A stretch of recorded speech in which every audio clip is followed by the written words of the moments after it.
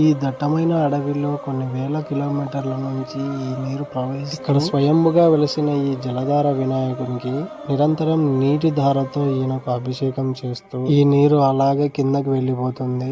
ఇక్కడ ప్రదేశాన్ని అయితే చూడండి, చాలా అద్భుతంగా చాలా అందంగా కనిపిస్తుంది. ప్రతి శనివారం అయితే ఈ జలధార వినాయకునికి ఇక్కడ పూజలు జరుగుతాయి. ఇంకా ఎవరైనా ఈ ప్రదేశాన్ని చూడని వాళ్ళు ఉంటే వచ్చి చూసేయండి.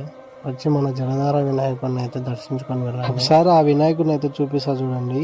నీటి ధార ద్వారా స్వయంభుగా వెలిసిన వినాయకుడు అనమాట. అందుకే ఈయనను జలధార వినాయకుడు అని పిలుస్తారనమాట. ఇక్కడ ఈ జలధార వినాయకుని దగ్గరికి ఎలా చేరుకోవాలనేది ఫుల్ వీడియో చేసి మన యూట్యూబ్ ఛానల్ అయితే అప్లోడ్. ఒకసారి మన ఛానల్ అయితే ఓపెన్ చేసి చూడండి. అలాగే మన ఛానల్ ని ఎవరైనా ఇంకా సబ్స్క్రైబ్ చేసుకోకపోతే సబ్స్క్రైబ్ చేసుకొని లైక్ చేసి షేర్ చేయండి.